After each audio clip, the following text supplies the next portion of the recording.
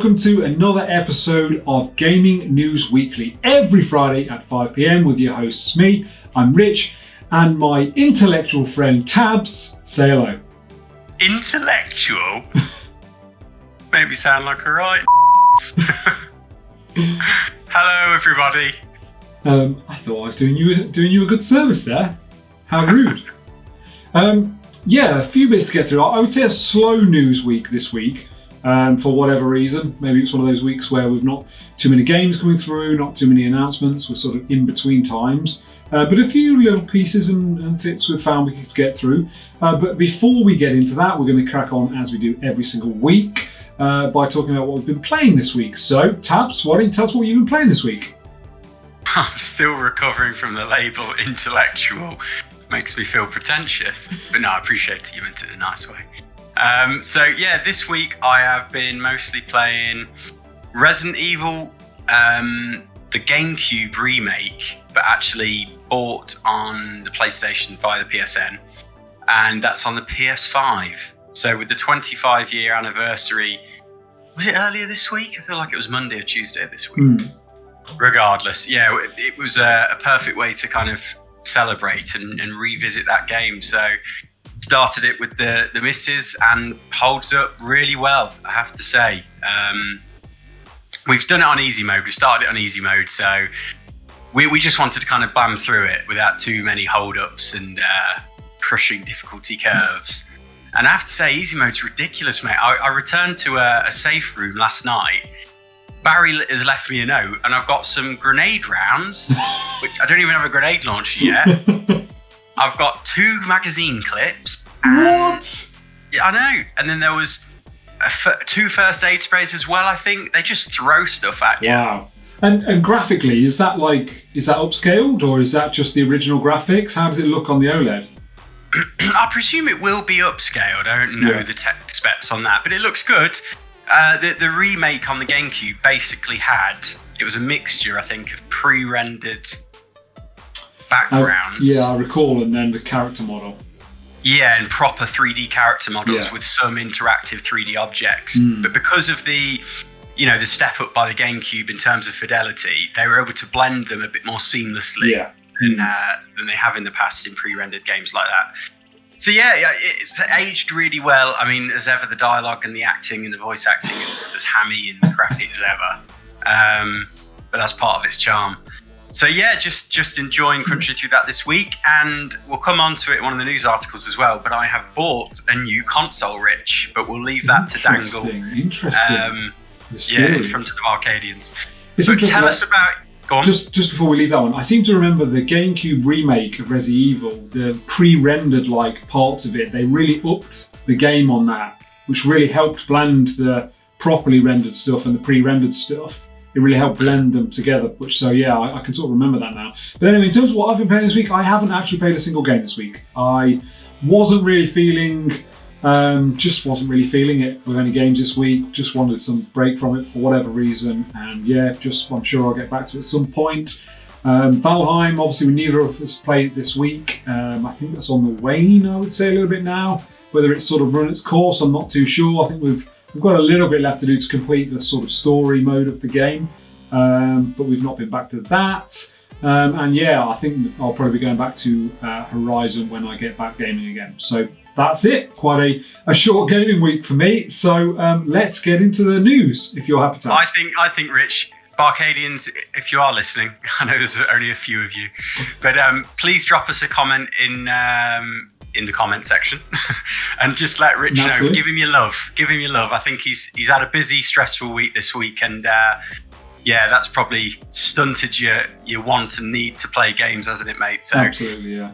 Send Rich your love. Tell him what you're playing, and I'm sure that will lift the remainder of his week. But yes, mate, you carry on regardless. It's one of those. I feel like there's so much energy you have. And if energy is zapped on all the other things in life, work, stresses, all the commitments, there's no energy left to play games. So that's sort of my story of this week. But anyway, let us move on to the first news. And the first news piece is global chip shortage. And this piece comes from GameSpot. Months after launch, the PS5 and Xbox Series X/S are still very difficult to find, and that's particularly due to widespread semiconductor shortages. However, the chip scarcity is now reaching crisis levels, impacting industries from car to console production. PS5 and Xbox shortages could be the least of our concerns. According to The Guardian, the shortages have been steadily worsening since last year. Mirabald Media and technical analyst Neil Campling told the publication that the shortage is likely to worsen because the supply can't keep up with the demand. The Guardian's report described industries being battered by the shortage. Car producers like Ford, General Motors and Nissan, all of which are placing a great emphasis on electric vehicles, are projecting a decrease in profits. Microsoft and Sony have said the supply issues could last until the second half of this year. Even Apple and semiconductor manufacturer Samsung are feeling the squeeze.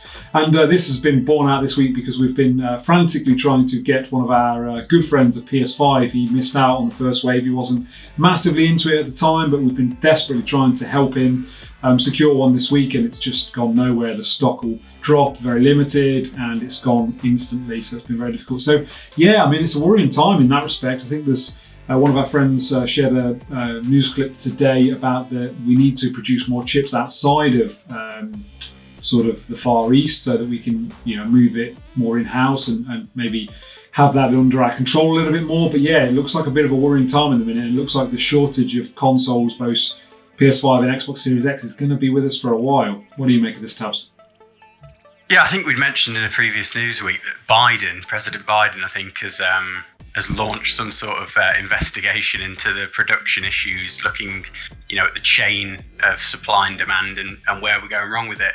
It's hard to say. I mean, I don't know enough about it to shed any light on exactly what's happening, but clearly, as it mentions in this article, it's really widespread, and not just video games, but cars and all sorts. So yeah, it's not great, is it? Because the world kind of runs on semiconductors in many ways these Absolutely. days, and specifically to gamers, it means, I suppose, at least until the back half of this year, PS5s, Xbox Series, and then obviously with the Nintendo Switch Pro or Super Nintendo Switch, whatever it's going to be called, potentially dropping holiday this year, perhaps they're also going to be scarce as well. So yeah, it's not great, is it? Because we want everybody to, especially in this difficult time, to have these experiences to help fulfill their lives. And do you think if this shortage continues for a long time, 6 to 12 months, where people can't get their hands on consoles, do you think it will make developers think twice about releasing their games until there is a bigger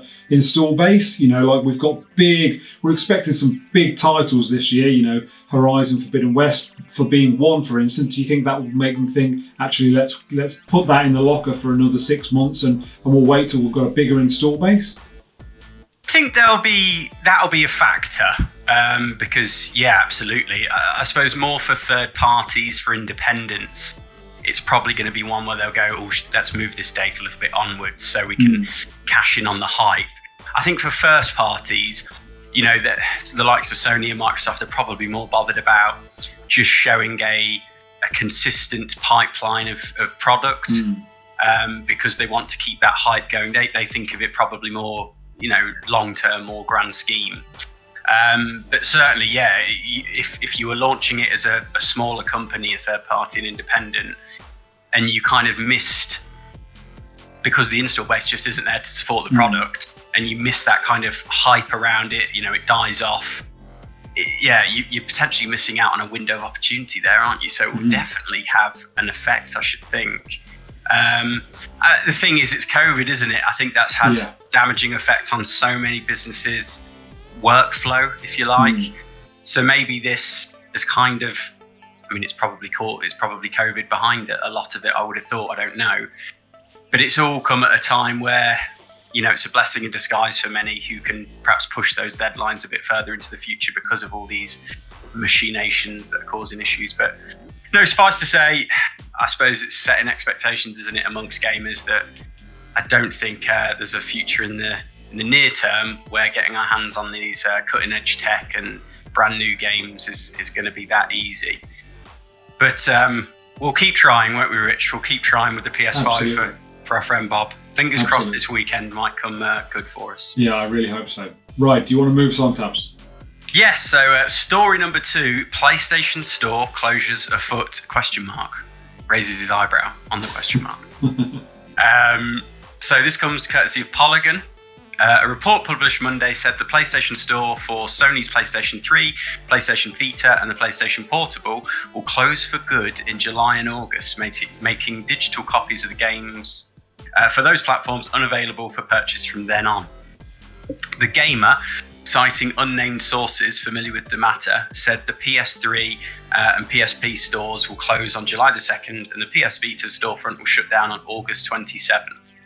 Polygon reached out to Sony representatives for additional information. No reply was made at the time of publication.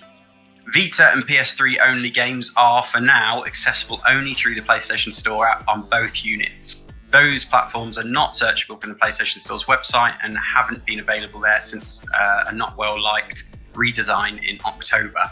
Sony phased out the PS3 over several regions between 2015 and 2016 before formally discontinuing the console in May 2017. The PlayStation Vita, which launched in the winter of 2011-2012, was shut down in March 2019. So I think this has kicked up a bit of a debate, Rich, about the preservation of games, about cloud services, versus physical copies of games. Mm-hmm. And more so, I think for me, as I alluded to in our intro, I've actually, knee-jerked.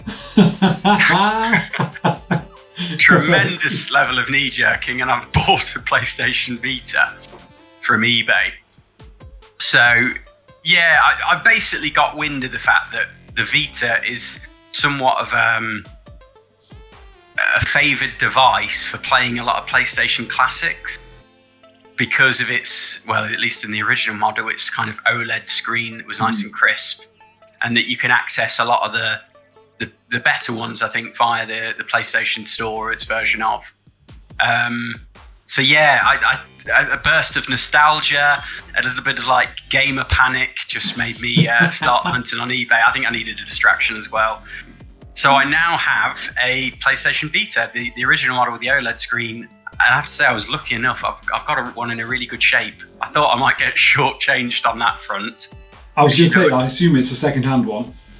Yeah, it's second-hand. I think it's a 2013, the 1000 model, which I think is the original.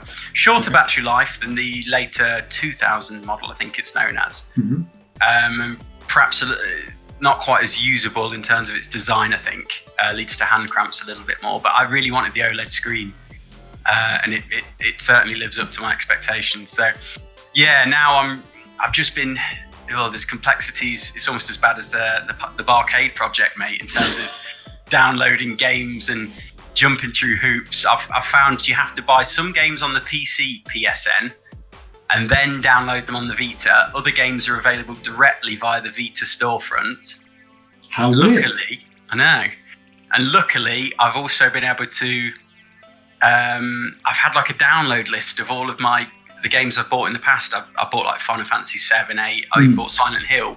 Must have been on the PS3 and things like that. And they're kind of remembered in your download list, so you can just go and grab them.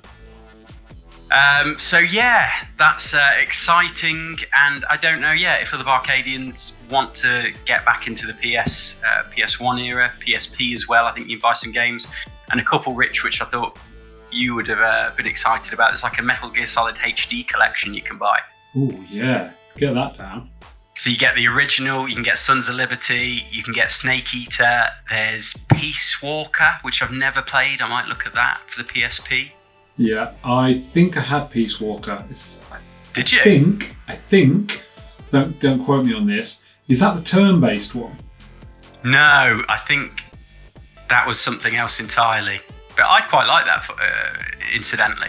No, Peace Walker, I think it was made rubbish. It was terrible. What do you mean? I quite liked it. Terrible. I got into it. But yeah, Peace Walker, I think, was made by the MGS4 bods. And it's supposed to be one of the biggest MGS games, strangely. Wow. I don't think I played it at all. It's supposed to be really good. And there's cooperative elements as well on these extra portable missions or something. Awesome. But anyway, awesome. enough banging on from me, mate. What do you make of it? Are you knee jerking like me, or? No, I think it's really cool, and actually, you sent me the thing saying I've knee jerked this, I'm thinking about this, and I was really excited for you, mate, because I thought that's an awesome, this wealth of games that you can play on there sounds amazing, and there's some games I know you're really fond of that you'll be able to play, so really cool. It's a difficult one on this story because obviously things can't last forever. They don't make PS Vitas anymore, and I'm guessing people playing day-to-day PS Vitas is probably fairly low. So, you can't keep these servers running forever. But I do understand the scenario of, that's fine, but, games, you want to have that legacy so you can play them forever. So it's a bit of a difficult one, really. I don't know the answer, I guess, other than just a global store that's linked to the PS5s that allows you to create a sign-in that you can then use on everything. I mean, it's a warning shot, isn't it, to those that are embracing cloud gaming, cloud-based gaming. When you've got these centralized stores, well, it costs money to administrate them, and that's only going to go so far while they're profitable. So, we don't yet know if it's going to pull down all of the games on the store, if you're going to be able to re-download them, for example, if you bought them already, or if it's just going to get pulled all together. So basically, download now. There's a question mark over that. I mean, we don't even know if this is genuine or not. The rumours suggest it's going to be announced towards the end of this month, I think. So I might have made a very calamitous decision. But it's a warning shot for those out there who don't think about the value of physical games and game preservation in that respect as well. If there is an answer, it always goes to homebrew, doesn't it, mate? And we've seen that in the form of essentially pirated platforms, emulators, which there's grey areas over, but you have to say, they provide a service because they provide a service that nobody else can, seemingly. But should we cut that one there, Rich? And do you want to move us on to story number 3? Yes, so story number 3. You may have heard, I think a couple of weeks ago, we saw a trailer for It Takes Two and thought it looked outstanding. So we're just going to have a very, very brief review roundup because its drop is imminent. So I will start, and then I'm sure Tabs will dip in when he feels ready. Indeed, my friend. This comes from IGN. It Takes Two is a spectacular co-op adventure that lays down a path of great gameplay ideas and uses it to play a giddy game of hopscotch. It's beautiful, breakneck paced, and bubbling over with creativity and playfulness, and experimentation are rewarded at every turn.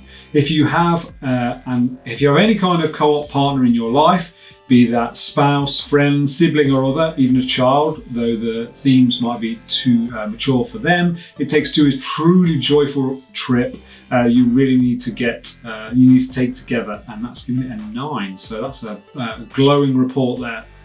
Yeah, these 3 I've got, mate, they're all quite glowing. So GameSpot is up next.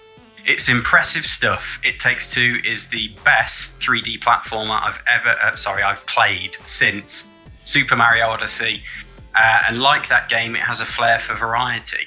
You may ride a frog or fly a plane with wings made from Cody's boxes, or hack and slash through a Diablo-style castle. Despite the downright wild amount of things to do, It Takes Two manages to handle every mechanic well. And again, they gave it a 9. And last one, Rich? Yeah, so this one, PC Gamer. It's refreshing to play a co-op game that isn't so arcadey, and It Takes Two is one of the best story-driven multiplayer games on PC, sitting quite comfortably next to Dark Pictures Anthology and Portal's 2-player campaign. One of my favourite co-op experiences of all time is quietly introspective Journey, and if Journey is a co-op adventure where you don't speak a single word, then It Takes Two is a co-op where you will never stop talking, and they gave it an 8. So I have to say, Tabs, given the fact that maybe Val time is coming to an end in terms of the time we want to be playing on it, is this our new co-op game to play? I think so, mate. Yeah, I don't yet know I think we might have to use Parsec, because I kind of feel it sounds like local co-op is the only option. I don't know if it's online co-op. Oh, okay. But potentially we could use Parsec, because you can kind of jump on my copy of the game or vice versa. Yeah. So I think we should look into it, mate, because when it's getting compared to the likes of Super Mario Odyssey, absolutely. And I've seen some crazy stuff, mate. Like there's one section where you're fighting a squirrel, like a 2D beat 'em up, like Tekken almost. Oh, awesome! And I think it just keeps mixing in all these crazy ideas. And as it says here, every one is really well implemented and really well done.